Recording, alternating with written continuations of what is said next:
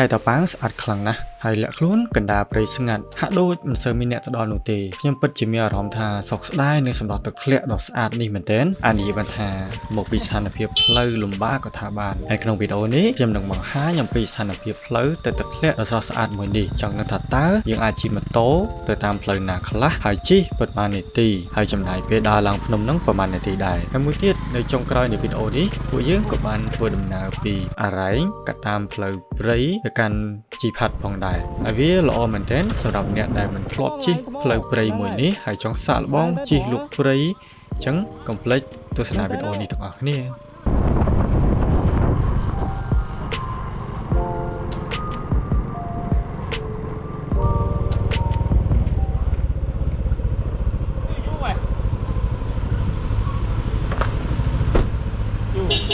ម៉ែតំចូលទៅហើយលុយ unboxing មើល unboxing អូដាមកដាមគាត់លេដាមកដាម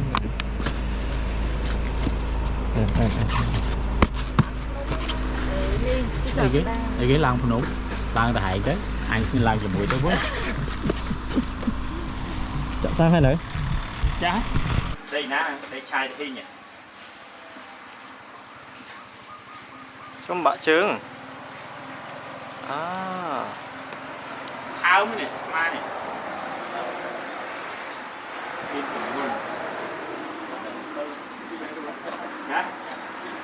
យើងក៏បានចូលបាយថ្ងៃនៅម្ដុំស្ពានតាពាំងរូងផងដែរមុននឹងចូលទៅផ្លូវតារ៉ែងសារនេះជាវីដេអូឆ្នាំចាស់ចឹងមកតាមខ្ញុំមើលវីដេអូថ្មីនេះគឺផ្លូវពីផ្លូវជាតិលេខ48ទៅផ្លូវតំបន់អរ៉ែងគឺគេឈូសឆាយក៏ដូចជាចាក់បេតុងបានខ្លះហើយស្ដីទាំងអស់គ្នាស្ដីស្វាគមន៍ថ្មីពីកន្លែងដែលខ្ញុំទៅឥឡូវយើងមកដល់រមុំមូធំថ្មបាំងហើយតាមផ្លូវជាតិលេខ48ផ្លូវកោះកុងខ្ញុំថាឥឡូវម៉ោង2ហើយខ្ញុំមកដល់នេះព្រោះយើងបានឈប់បាយថ្ងៃនៅស្ពានតាពាំងរូងហើយបើសិនបើកណាត់ផ្លូវចូលមកសុកថ្មបាំងនេះពីផ្លូវជាតិមកក៏វាខូចដែរគាត់ថាគេចាក់បេតុងបានតិចតួចនេះអញ្ចឹងណាហើយវានៅតែស្រួលជាងពីមុនដោយសារតែមានគេចាក់គ្រោះហើយកន្លែងដែលអត់មានបេតុងគឺគេចាក់គ្រោះហើយគាត់ថាវាកន្លុកខ្លាំងអញ្ចឹងទៅវាលាក់ខ្លាំងអញ្ចឹងជិះមកឡើងចង់លាក់គូទៅបបាក់ជិះមែនតើវាលោតអញ្ចឹងហើយទាំងអស់គ្នាប្រយ័ត្នពេលដែលជិះមកកន្លែងផ្លូវហ្នឹងណាប្រយ័ត្នទៅផ្លូវខៃឡូវាល្អិលគ្រោះឬក៏គ្រោះអីចឹងទៅអញ្ចឹងមាន3ម៉ូតូសម្រាប់ថ្ងៃនេះ3ម៉ូតូ4នាក់ផ្លូវនេះផ្លូវទៅស្ទឹងកែបអនុស្សាវរីយ៍ដល់ជួចតមកដល់កន្លែងនេះនឹកឃើញហ្មងរឿងផ្លូវទៅស្ទឹងកែបសុបាយបាច់ទិញលុយញ៉ាំប្រើកៃនេះកំប៉ុងហ៎នេះកំប៉ុង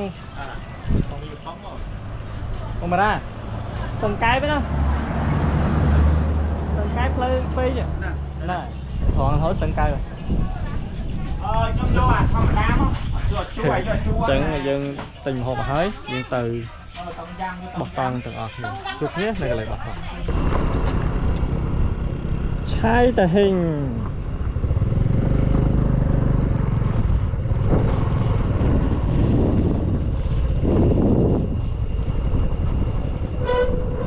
មកដល់ឆៃតាហេងហើយបាទខ្ញុំជាមួយនឹងថាម្ចាស់channel កន្លែងដែលខ្ញុំទៅហើយនឹងពេលដែលខ្ញុំទៅបាទខ្ញុំបានមកដល់ឆៃតាហេងខ្ញុំសប្បាយចិត្តខ្លាំងហើយនៅនេះខ្ញុំឃើញទៅទេសភាពស្អាតមានព្រៃមានអីច្រើនបាទមានទឹកជ្រោះមានអីទៀតណោះបាទហើយខ្ញុំរំភើបមែនទែនបាទលើកទី1ខ្ញុំមកដល់តំបន់រ៉ែងនេះបាទឆៃតាហេងសប្បាយមែនទែនបាទអូខេចាំជួបមួយដូណាល់ថាទៀតបាទអើធ្វើអាសំឡេងសប្បាយមើលអូយសប្បាយណាស់សំខាន់ដឹងថាខ្ញុំចង់ផ្ដើមនិយាយទៀតមនុស្សចិត្តសះសាហាវមកឥឡូវនេះយើងនៅលើឆៃតាហេងហើយអត់មានពីណាគេដែលត្រូវមកបោះតង់នៅនេះទេមានតែក្រុមយើង4នាក់នេះទេវារៀងក្តៅហើយព្រោះដោយសាររដូវប្រាំងវាចូលមកដល់ហើយខែ11ចិត្តដាច់ទៀតលើហើយ ហើយដោយសារតែឥឡូវនេះវាជ្រេដែរម៉ោង3ជាងម៉ោង3ជាងតិចតួចបាយថ្ងៃក៏យើងបាយហើយអញ្ចឹងវាចិត្តដល់ពេលបាយល្ងាចហើយអញ្ចឹងយើងធ្វើអីញ៉ាំតិចតួចដើម្បីត្រប់ផ្ទះទុកសម្រាប់ពេលល្ងាចយើងញ៉ាំម្ដងទៀតព្រោះថាឥឡូវវាឃ្លានតិចដែរអញ្ចឹងណាហើយទេសភាពជុំវិញហ្នឹងវានៅតែស្អាតវានៅតែស្រស់ស្រាយល្អសម្រាប់អ្នកដែលបោះតង់គឺនៅតែជាបរិយាកាសមួយដែលល្អមែនតើយើងមិនអាចរំលងបានទេឆាយតាហ៊ីនេះព្រោះថានៅនេះយើងអត់មានត្រូវបង់សេវាឬក៏មានពីណាគេដែលមកទាលុយថ្លៃបរិស្ថាននេះគឺអត់មានទេលេខ1បាទលេខ1ល្អមែនតើស្អាតណាស់ស្អាត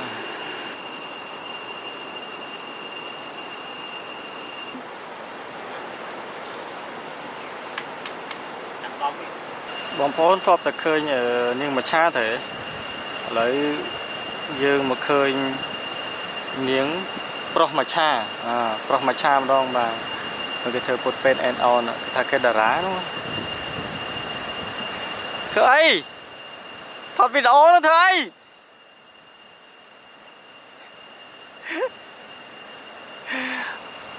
គាត់ហាយពីណាគាត់ហាយពីជ្រុងណានេះហាយពីជ្រុងហ្នឹងទៅអូ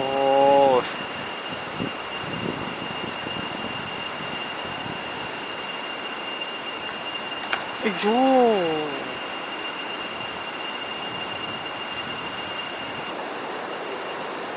bạn ấy nào vừa làm bật quan không? Lấy cắt không có ai hết nói là bọt ham không con xỉu cả cái camera hơi nâng drone cả bay cái trang khi con xỉu mà thì mày vâng mà vâng ba vâng bay đấy bay rồi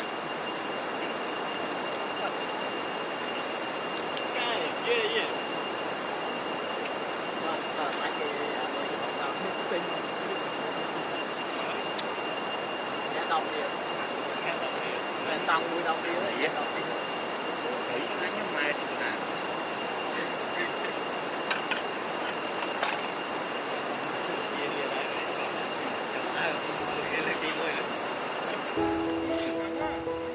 បោះតង់ចុះមកទឹកបែបនេះស្ដាប់សំឡេងទឹកហូរវាប្រៀបបានទៅនឹងតន្ត្រីធម្មជាតិបំពេអារម្មណ៍ធ្វើឲ្យយើងនឹងបាត់អស់នូវភាពនឿយហត់និងផ្ដល់មកវិញនូវភាពស្រស់ស្រាយកាត់បន្ថយក៏ដូចជាជម្រះអស់នៅ stress ពីការងារប្រចាំថ្ងៃបើសិនបើយើង stress នឹងការងារធុញថប់នឹងសំឡេងឡានម៉ូតូការកកស្ទះចរាចរណ៍នៅឯទីក្រុងយូរម្ដងគួរតែផ្ដល់ពេលវេលាឲ្យខ្លួនឯងបានមកកន្លែងបែបនេះសម្រាប់លំហែកាយនិងធម្មជាតិជឿថាធ្វើបែបនេះវាអាចនឹងជួយឲ្យយើងនឹងមានអារម្មណ៍ស្រស់ស្រាយនិងគិតក៏ដូចជារកឃើញគំនិតថ្មីៗច្រើននៅពេលដែលយើងត្រឡប់ទៅធ្វើការវិញ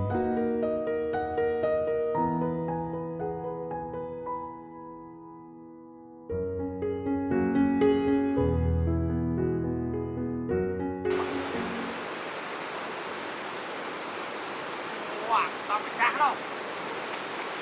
ai trong một bớt sẽ nào mà cao tôi rồi anh luôn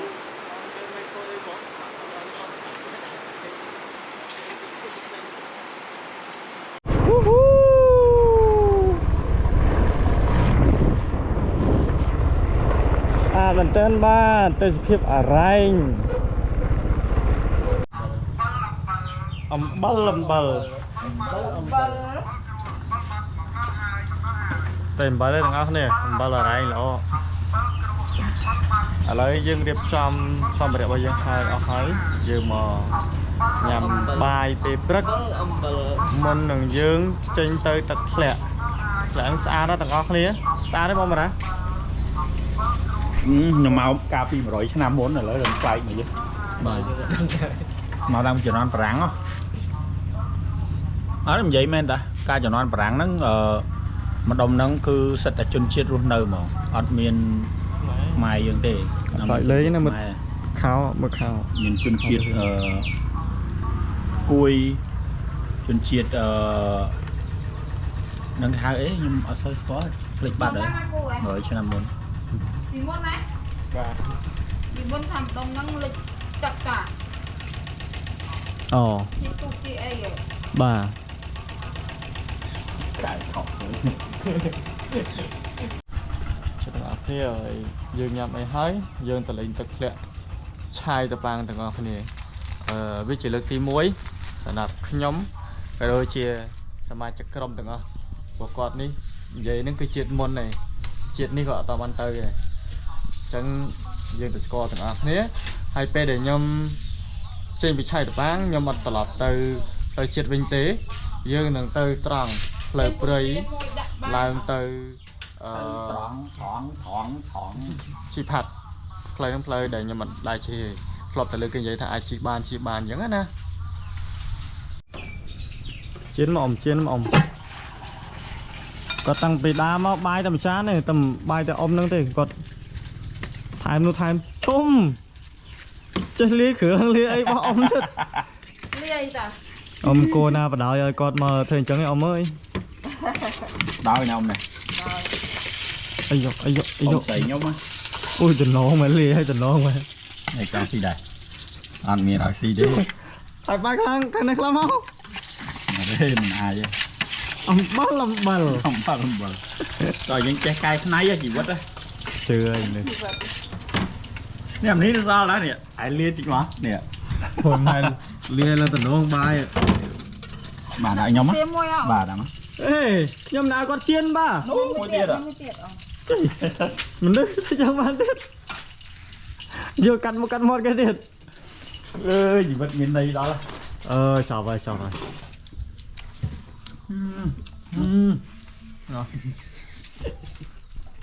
លើកទី1ក្នុងឆាច់ច្បាស់ងាញ់ហ្មង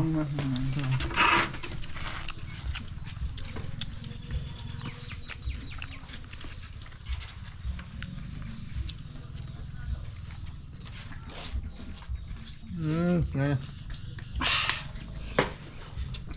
បងឃើញគាត់ដាក់លក់បាយ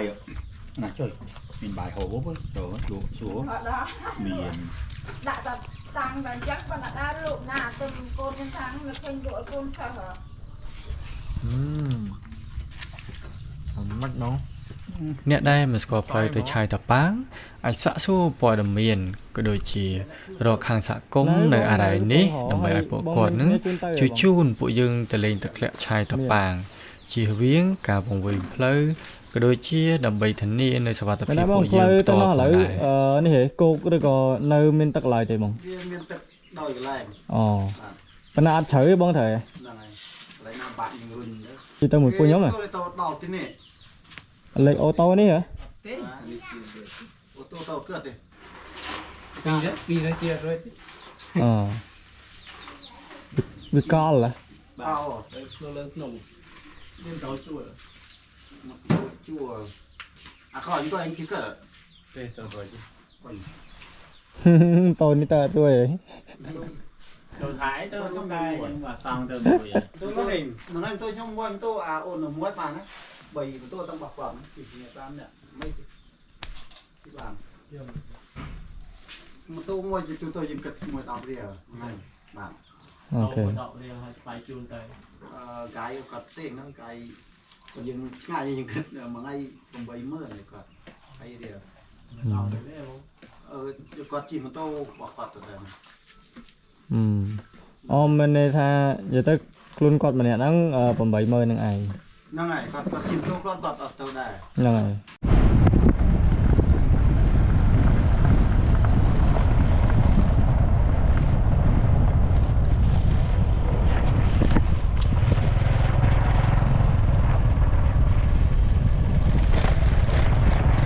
វគ្គចូលផ្លូវលំហើយផ្លូវកាន់តែរួមទូចទៅហើយអញ្ចឹងទៅមុខតិចទៀតផ្លូវកាន់តែសាហាវទៀត ចាំមកលើកទីម៉ានđấy ហ៎ មកលើកទីម៉ានđấy លើកទី1 អីពេលឡើងលើសាហាវ ហ៎ ហុយមកដល់ ខាង លើគេដល់ដូចតែទៅលនឯងទេ ចាំមើលយើងទៅជួបទាំងអស់គ្នា đây đôi cái tha về được không? bye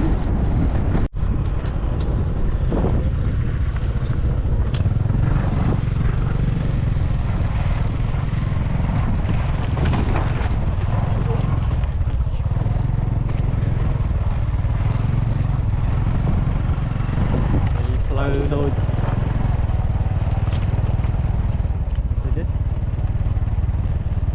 gì chi cho sai hả? Angry là angry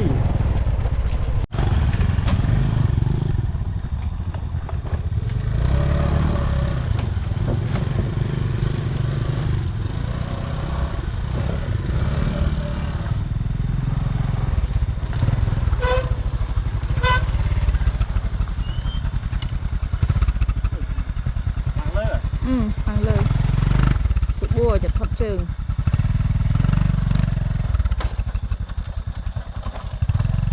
ra mà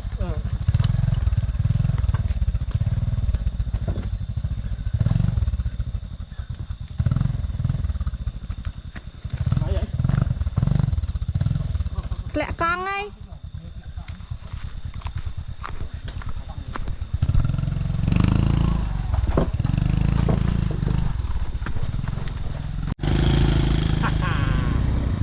Strummer, ven strummer đam, strummer.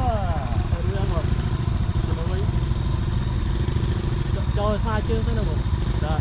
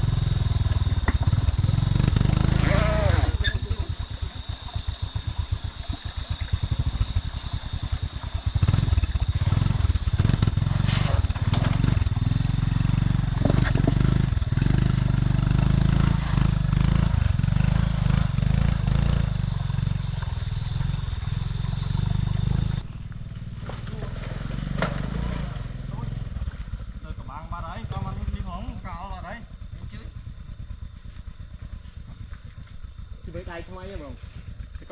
Tàu chắc thế, con tức đáy thì con không ai. Mình thế.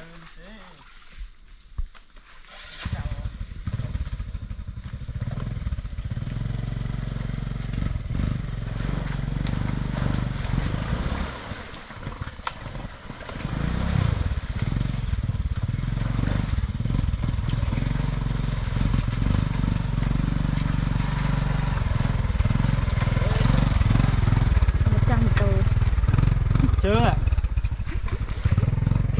Cao nó ngồi cho tới cao cả bạn vào đây này.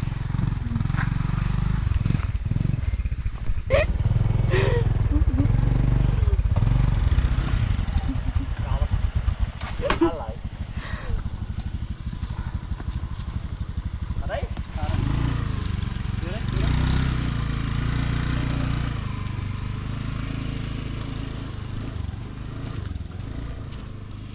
សម្រាប់ផ្លូវទៅឆៃតប៉ាងនេះគឺមិនងាយស្រួលនោះទេទាំងអស់គ្នាបានឃើញអញ្ចឹងយើងត្រូវចុះផ្លូវពិបាកជាប់ផុកក៏ដូចជាជាប់ទឹក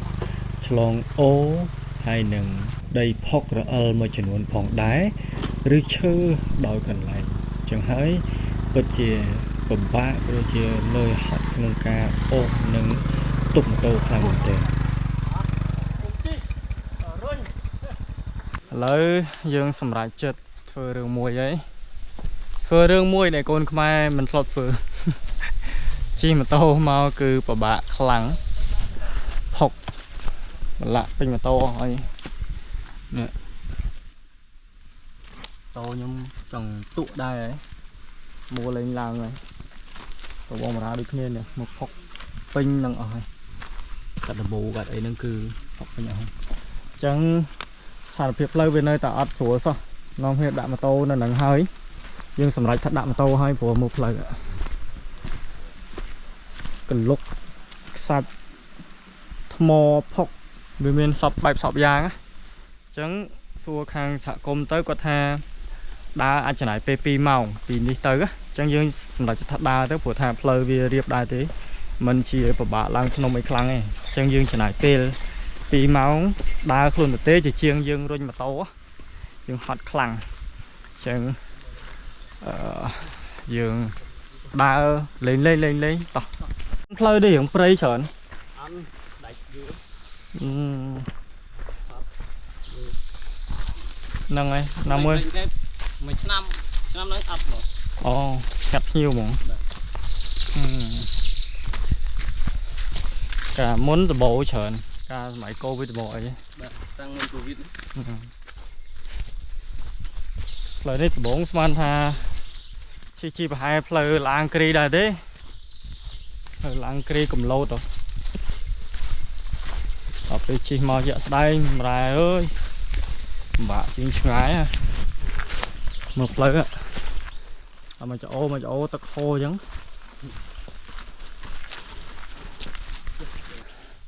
សម្រាប់ចិត្តដាក់ម៉ូតូដើរគឺត្រូវហើយផ្លូវចំណោតរហូតដល់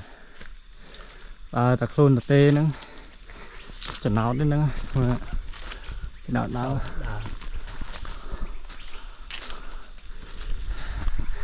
តាដើរហ្នឹងក៏ហត់ដែរបាទកុំថាឡើយរុញម៉ូតូបាទនេះលឺវាសំឡេង background នៅខាងក្រោយលឺឥឡូវយើងបានចិត្តមកដល់ជាមួយនឹងទឹកធ្លាក់ធំហើយដែរនេះផ្លូវចុះហើយសនោះគឺជាទឹកធ្លាក់ហើយអញ្ចឹងយើងទៅហែទឹកលេទាំងអស់គ្នាអូខេតោះណាខ្ញុំថាត្រឡប់ទៅផ្ទះវិញតែទីបំផុតអត់ធំម្ដងទេបាទដូចបានលឺអញ្ចឹងខ្ញុំស្រែកនេះគឺអស់ពីពោះតែម្ដងគឺដោយសារតែស្អាតពេកទឹកធ្លាក់ឆៃតប៉ាងនេះយើងឃើញថាអាកាសធាតុត្រជាក់ដោយសារតែទឹកក៏ដូចជាសន្សើមដែលហូរប៉ះថ្មខ្លាយទៅជាផ្កាព្រិលបុកមកប៉ះខ្លួនយើង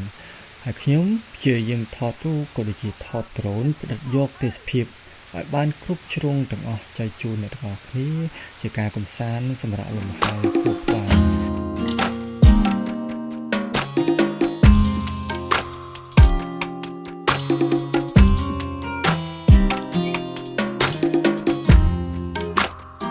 ដោយសារតែផ្ទៃតូចចង្អៀតនៃតំបន់នៃទឹកធ្លាក់ឆៃតប៉ាងនេះធ្វើឲ្យខ្ញុំនឹងព្យាយាម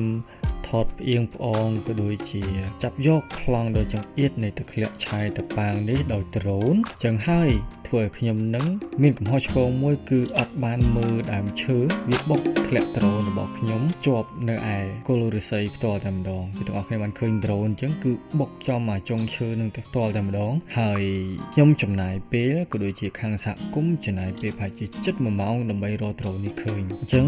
ការមានសហគមន៍គឺសំខាន់បំផុតពួកខ្ញុំផ្ទាល់ក៏ព្យាយាមរកដែរប៉ុន្តែរកអត់ឃើញនោះទេអ្នកដែលរកឃើញគឺខាងសហគមន៍អញ្ចឹងយើងតោងយល់ថាសហគមន៍គឺគាត់មានសារៈសំខាន់ក៏ដូចជាគាត់អាចជួយយើងនៅពេលដែលយើងមានគ្រោះអាសន្នបែបនេះបាន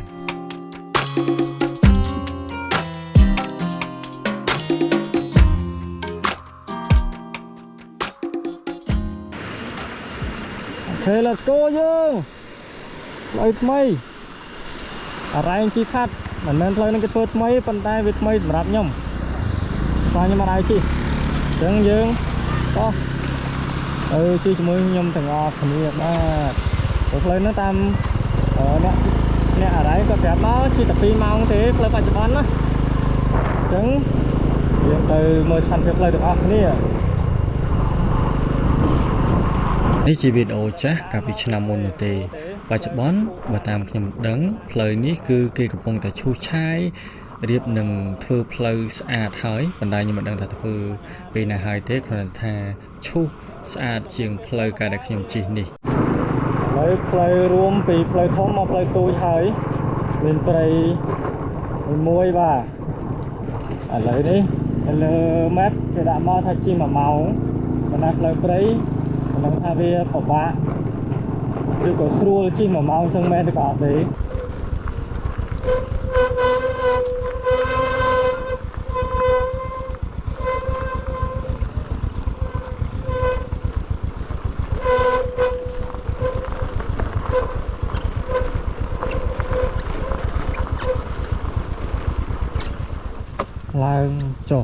ឡើងចុះចំណោតហើយ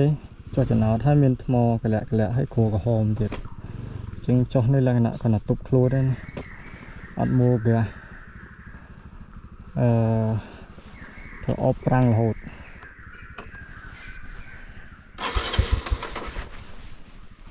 ដល់ម៉ោង 4-5 នាទីហើយនៅសល់ 20 គីឡូទៀត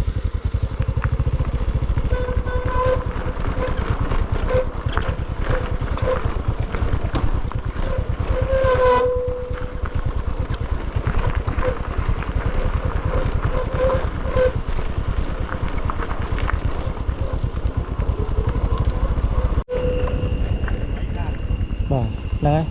គេដាក់ផ្លាថាតំបន់ហ្នឹងគឺតំបន់ដំរីឆ្លងកាត់ណាថ្ងៃមុនជួបបងបញ្ញាគាត់ថាអូអាកន្លែងព្រៃណានោះវាឆ្កាឡងរៀលហ្មងបងហ្មងតោះយើងក៏តូតនេះអាចដំរីយូរនេះអាចនេះក៏បានអាចដំរីនេះក៏ផ្លូវឆ្លងកាត់ហ្នឹងទី1ដែលយើងបានឆ្លងកាត់ហើយតាំងពីយើងជិះមកប្រហែលជា10 គីឡូជាងមកអត់មានផ្លូវឡើងហ្មង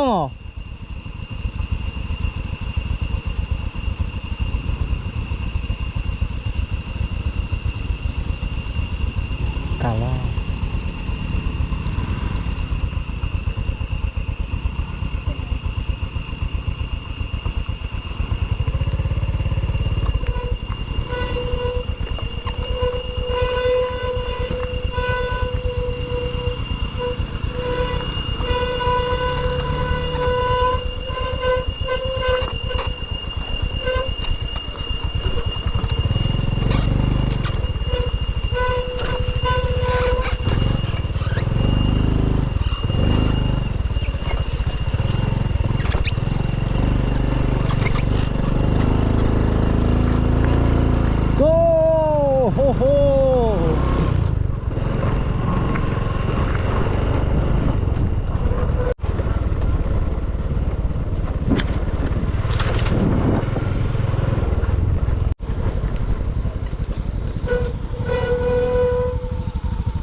យើងមកដល់អូទី2ដែលយើងត្រូវឆ្លង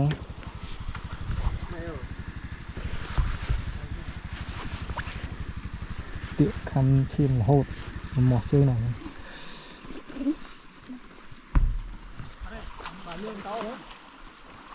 ដើរស្ទង់ទឹកសិនណាបងឡាល់ហើយបង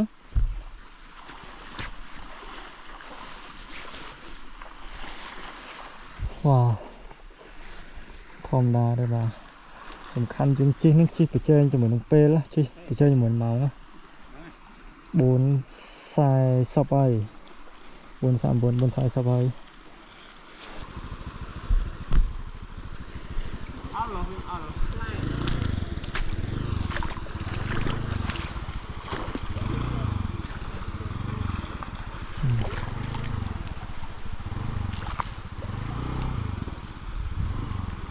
មកខ្លាំងទឹកជ្រៅទៀតចុះជិះសៀតាមនេះជិះសៀតាមនេះជួយទៀតហ៎ពីហងអល់ប្រយ័ត្នតាមមកកន្លែងតាមទឹកអូទឹកនៅស្ដាំដៃចអូទឹកស្ដាំដៃថ្មហ្នឹងឡើងថ្មបងឡើងថ្មហ្នឹងហើយឡើងទៅត្រង់មែនតើណាអាវ៉ាន់របស់គាត់ អាវ៉ាន់គាត់នេះស្ពេញស្ពងពេកដូច្នេះគាត់ទប់ផងឲ្យផង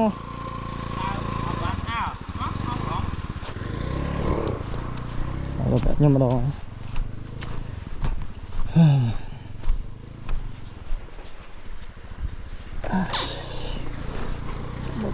សងអាចជំនះផ្លូវប៉ុណ្ណឹងបានឬក៏អត់អូខេ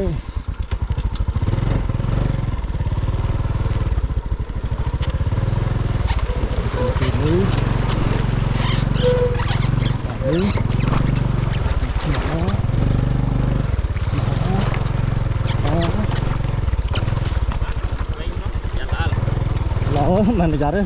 អំព្រិលហ្មងដូចខ្លាញ់ហ្នឹងអូយឈៀតអីយាយដូចខ្លាញ់ហ្នឹងបាទដល់ព្រិលហ្មងអើហឺ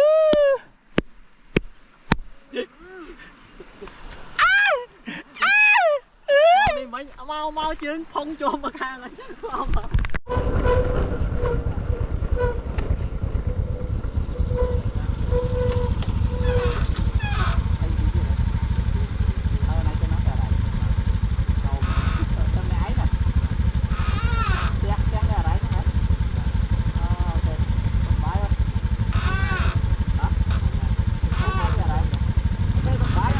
បាយអូនសុខបាយអរគុណច្រើនអូនថា20នាទីទៀតដល់ហើយយើងមានសង្ឃឹមហើយយើង20នាទីទៀតទេទីបាយមកបាត់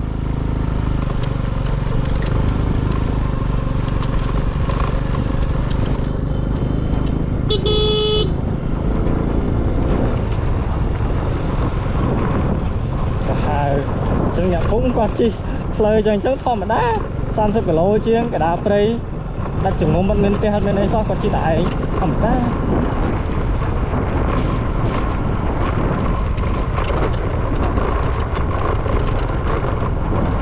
ខ្ញុំមកដល់ជីផាត់ហើយ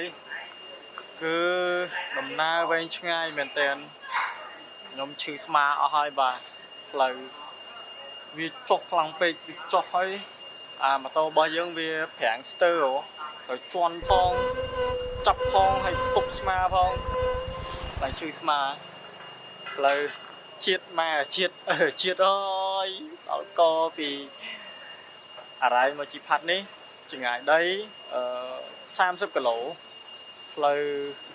វាឡើងដល់អាកន្លែងកំពូលវាអញ្ចឹងមកវាត្រូវចុះមកវិញអញ្ចឹងចុះតំណាក់មករហូតអញ្ចឹងណាអញ្ចឹងអាកន្លែងខ្លះគឺបាថ្មកន្លែងខ្លះគឺគោក្រហមអញ្ចឹង